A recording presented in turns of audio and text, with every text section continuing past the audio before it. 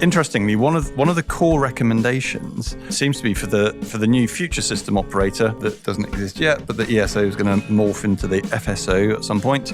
But for the FSO to produce a strategic spatial energy plan for the FSO to actually, effectively for the government to be saying where generation should be located in the country. And that's a really big change, isn't it, from what happens now?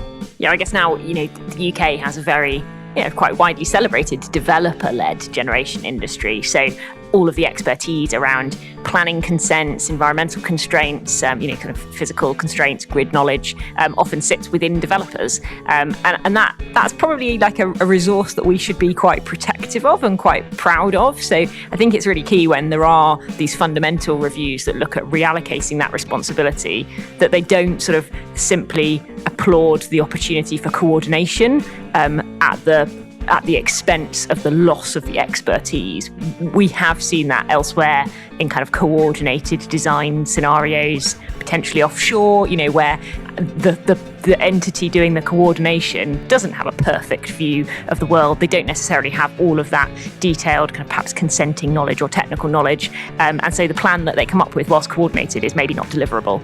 So I'm intrigued to see how we're going to skill this or staff this FSO with suitably skilled people to be able to make those kinds of decisions.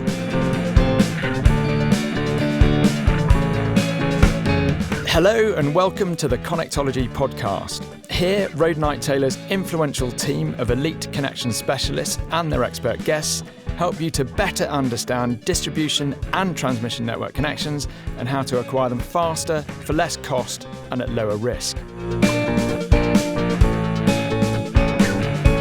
Welcome to the Road Night Taylor Connectology podcast for another one of our regular news and views episodes. I'm Pete Aston, and I'm joined as normal by Catherine Cleary, Nikki Pillinger, and Philip Bale. So welcome. Hi, Pete. Hi, Pete. Hi, Pete. So today we're on a team day, and we're being hosted at the fantastic Science Museum Library and Archives at Wroughton. And we have the privilege to have a tour of one of their new storage facilities earlier this morning that will open to the public sometime next year. And I was struck by the centuries of technological development on display that I guess has led to both the convenience we take for granted at the moment, like electricity, and also has been the cause of the climate emergency that we're struggling to control now. So I guess a double-edged sword, but a fantastic tour, all sorts of interesting things. Physical storage, though, in terms of warehouses rather than battery storage. Yeah, physical storage, massive warehouse, really modern, amazingly designed. Okay, so we're going to go through some news and views today. I think I'll kick us off. So yesterday, being the 5th of September, we, Road Night Taylor, issued an open letter to Ofgem, all about asking Ofgem to look at the issue of SGT charging, supergrid transformer charging, that many in the grid community will know is a massive blocker for generation connections. And we're just urging Ofgem to look at this issue and to try and act on it so that the blocker is removed and that there's a sensible charging structure in place. So I'd recommend going on LinkedIn, having a look at that. It's all over. If you search for Road Night Taylor, I'm sure you'll find our post on that. Yeah, we hope Ofgem are going to give us a speedy reply on that. So talking about Ofgem, I know that ENA and Ofgem have been busy looking at the issue of security of supply and demand security and that sort of thing. Philip, what's been going on there? Yeah, absolutely. Thanks, Pete. So I think there's a letter that's obviously been published from Ofgem back to the ENA, response to their original letter. There's a couple of things in there that's quite interesting. Number one is around access rights, just trying to confirm an understanding in terms of what's appropriate in terms of what they've classified as firm and non-firm access right in terms of energy storage, reiterating that storage is like a generator rather than demand, and just sort of reaffirming the situation. I think ultimately it's good for there to be consistency in the industry, that ultimately customers want to have the opportunity of developing cost-effective connections for their scheme that fits within their business case. So I think ultimately it's good if there's more clarity and consistency for people. I do think that they should be very careful around using protected terms in terms of firm and non-firm access in a way that the decode would redefine firm and non-firm access in terms of multiple circuit, single circuit, as well as A&M or DERMS in terms of controlling schemes. Ultimately, it should be good in terms of helping customers understand how they can unlock cost-effective connections. I think the one thing that I would like to see from all DNOs is just as much clarity as possible in terms of what that means in terms of risk, when they're turned off, how long they could be turned off for, and ultimately how it could change in the future when there's future upgrades, demand increases, changes to the network running arrangements. In terms of changing definitions of battery storage demand, not being final demand, is that going to require, do you think, a modification of P2, which is the sort of network security standard? I would argue that there's already the capability that some DNOs, in particular NGED, have been doing for at least the last 2 years in terms of using the ETR 130 clause in terms of them being contracted demand that doesn't need to be returned in terms of abnormal running arrangements, N-1, N-2 arrangements.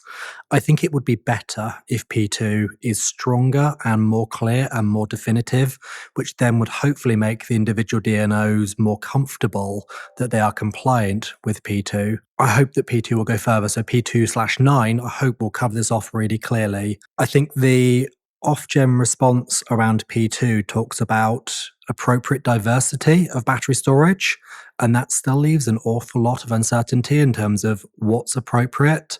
And ultimately, the appropriateness of diversity will depend on the commercial mechanisms that the storage schemes will enter into, which is massively complex and will change significantly over the next 1, 2, 5, 10 years. I think it would be good if there's even more clarity in terms of where it's appropriate to contract battery storage out of P2 compliance, where there should be a limit with a set diversity for different types of networks, or some worked examples that would help DNOs understand how much storage they should be putting on a network before there's risks.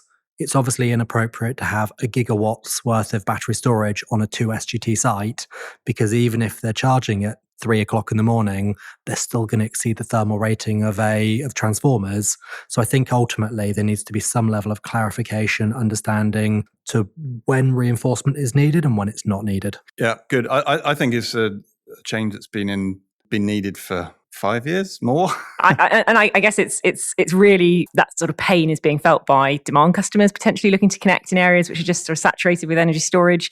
One of the Scottish DNOs revealed that they think that this was just sort of informally last week, all of their GSPs, with the exception of one, are now highly constrained on P2 compliance as a result of energy storage connections. So that's basically their entire network. So very, very timely intervention potentially. And if you take the SSE's network of the Fleet Bramley network, they had a ED2 project. I think it was around £60 million for adding in new 132 kV switchboards, new SGTs, which was excluded from that, to go through to allow them to split what is a very big, complicated network because of P2 compliance, partially driven by battery storage. It may still be the right thing to do, but ultimately it's an understanding of when you should be splitting networks or finding solutions for P2 compliance, and ultimately when it's really not needed, because ultimately the batteries shouldn't be contributing to the pure final demand sort of assessments in terms of networks.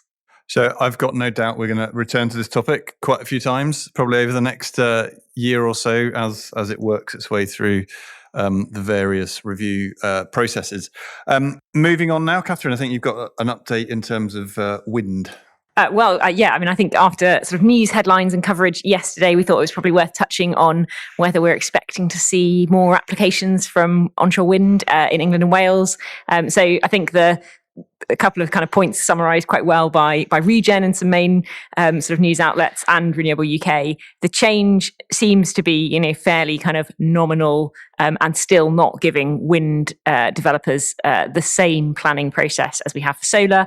So the kind of two sticking points that there always were ever since we sort of had the kind of backlash against onshore wind were that you had to have local consent, and that potentially a single objector could, effectively be deemed to not represent local consent. So one person could scupper an application, and the other was that the location itself needed to be included in a local authority plan. So it's that second requirement that we think has changed. But I think we're not holding our breath for a sort of onslaught of either mod apps or new applications for wind as a result of that kind of fairly minor tweak. It feels like maybe a little bit of political wording as opposed to any significant policy change. So England may not be seeing a spate of new onshore wind farms anytime soon, but at least it's a something that's been unblocked that might lead towards more onshore wind farms, which is still one of the cheapest forms of energy available. I'm sure there'll be lots of industry groups lobbying for more Would you change. argue this is something that the wind industry has been expecting to come for a long time? So there's been a significant number of accepted wind farm connections since 2019, 2020 that's currently accepted at distribution networks, multiple hundreds of megawatts that's in that system. So do you think this will be ultimately the unlocker that will do the, actually I think it's gigawatts? It is huge. You're right, Philip. It's definitely, and I suppose it was because there has been quite a lot of political flip-flopping on this issue. So, various different prime ministers have campaigned either on the basis of unlocking onshore wind development or on the basis of entirely blocking it. So I think it is very, very much a question for political appetites once there is a bit more certainty. And I guess that kind of parity of planning process between onshore wind and any other onshore renewable or onshore generation assets, and then I guess we would expect those schemes to start moving forwards. But it sounds like yesterday's announcement isn't quite that. Yeah, just doing a quick assessment. I think there's been 4.3 gigawatts worth of onshore wind at distribution level since 2020 that's accepted. So ultimately, lots of people have been pinning their hopes that ultimately the planning regulations would be relaxed, which ultimately will make their schemes viable. I guess those developers are hoping that the planning is unlocked before the DNOs kick those schemes out on missing out on milestones. Yeah, indeed. So maybe there's sort of those applications are against the clock. On the issue of where generation gets connected, just a month ago, Nick Windsor, who's the new Electricity Networks Commissioner, issued his first reports containing a whole load of recommendations to try and accelerate delivery of transmission infrastructure and so on, sort of hand in hand with lots of the ESOs and the ENA's plans that they've got going. But interestingly, one of the core recommendations seems to be for the new future system operator that doesn't exist yet, but the ESO is going to morph into the FSO at some point.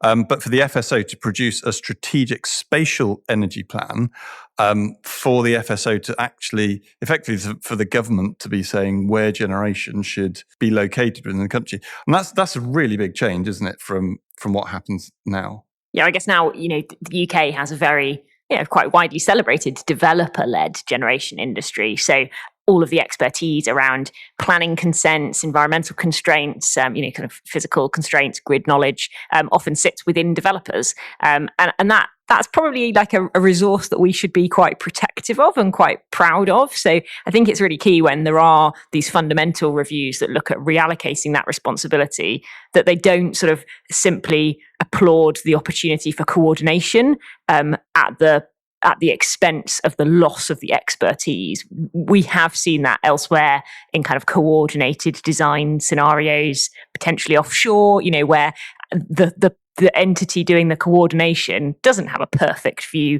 of the world. They don't necessarily have all of that detailed kind of perhaps consenting knowledge or technical knowledge. And so the plan that they come up with whilst coordinated is maybe not deliverable. So I'm intrigued to see how we're going to skill this or staff this FSO with suitably skilled people to be able to make those kinds of decisions.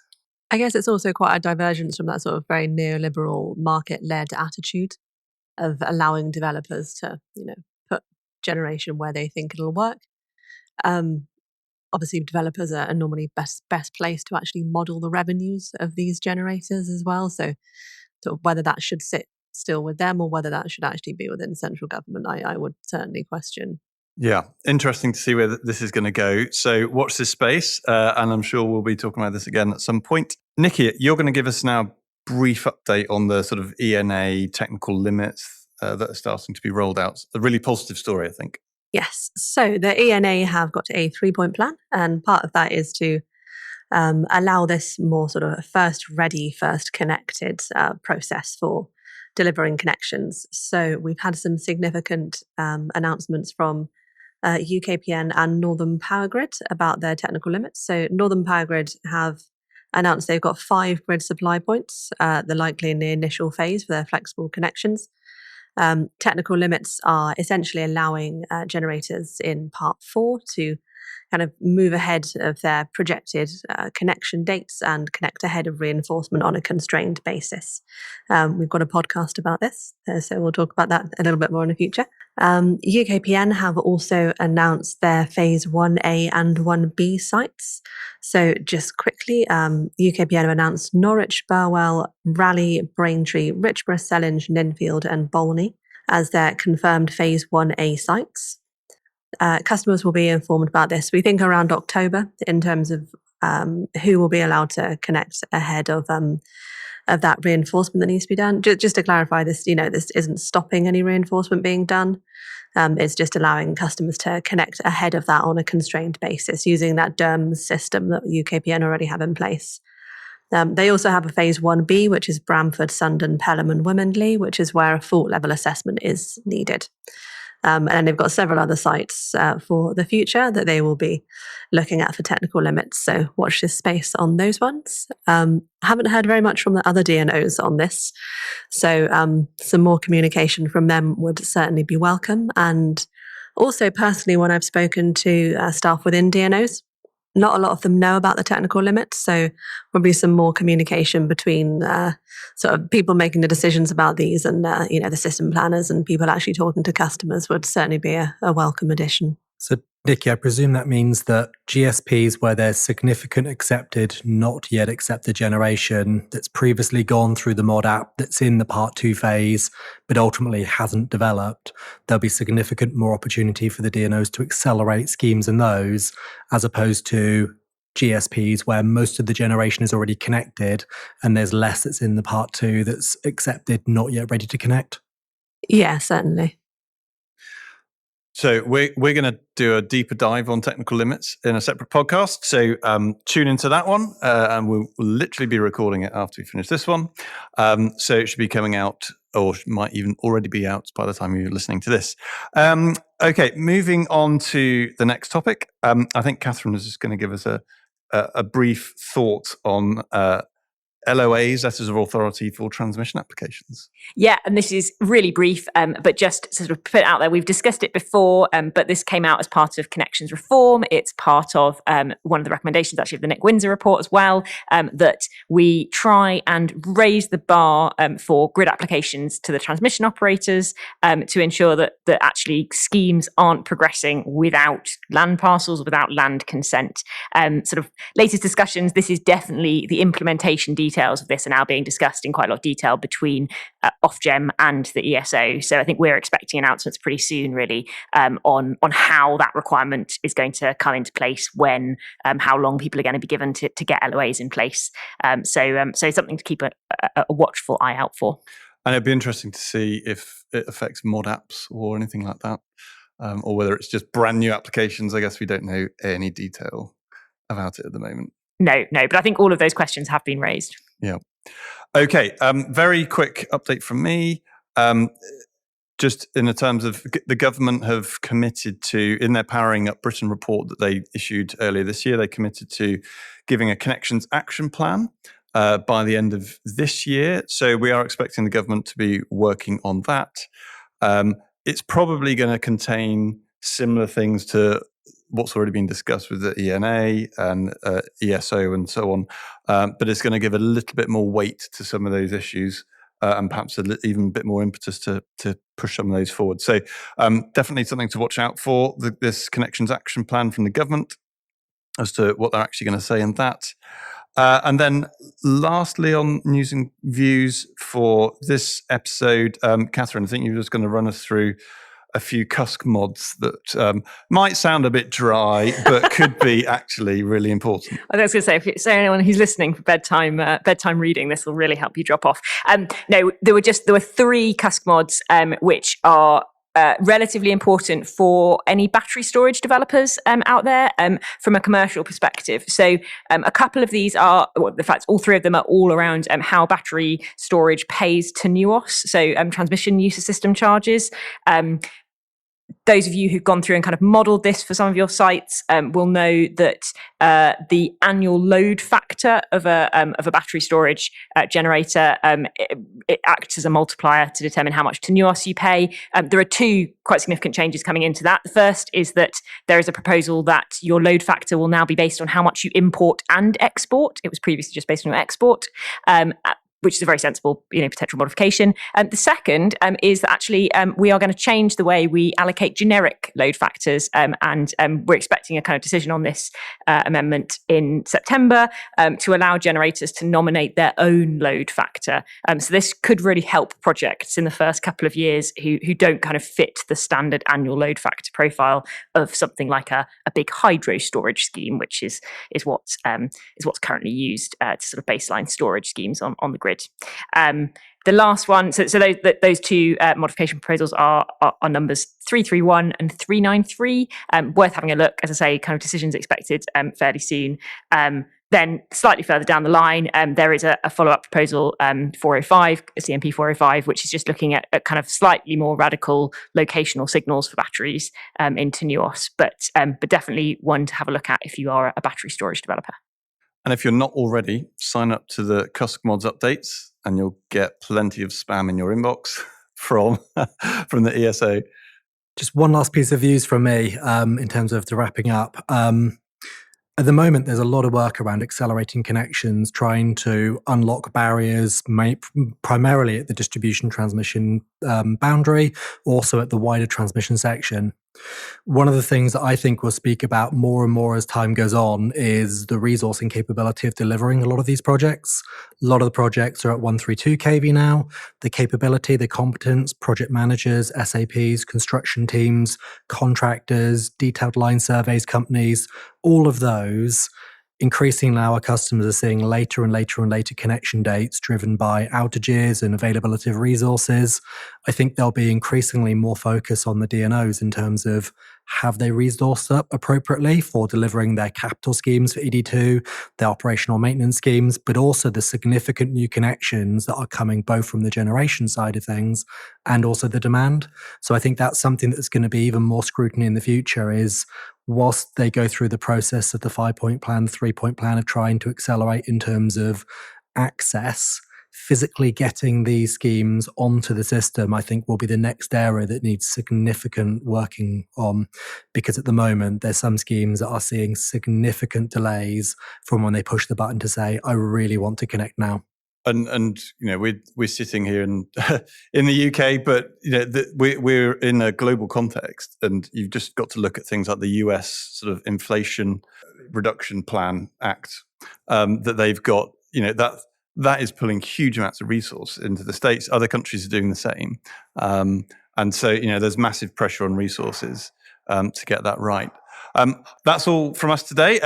I didn't mention at the beginning, but where we are sitting here, a few hundred meters away, is a massive, great solar farm, 65 megawatt solar farm, that was actually Hugh Taylor's first grid scale solar connection ever. So it's a bit like coming down memory lane for Hugh being here. So Hugh is very excited that we are here at the Science Museum Library and Archives today. It's been great to do this podcast, and we hope you tune into our next episode. Bye-bye. Thank you for listening to this episode of the Connectology podcast. If you found it helpful, please share it with any of your colleagues or connections you think may be interested.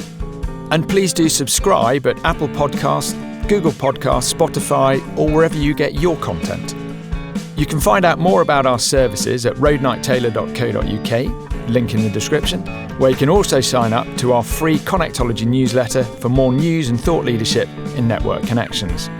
If, during this podcast, you found yourself wondering what it would be like to have a Road Knight Taylor connectologist in your life, please do email laura@roadnighttaylor.co.uk to find out how their game-changing skills and insight can change the game for you too.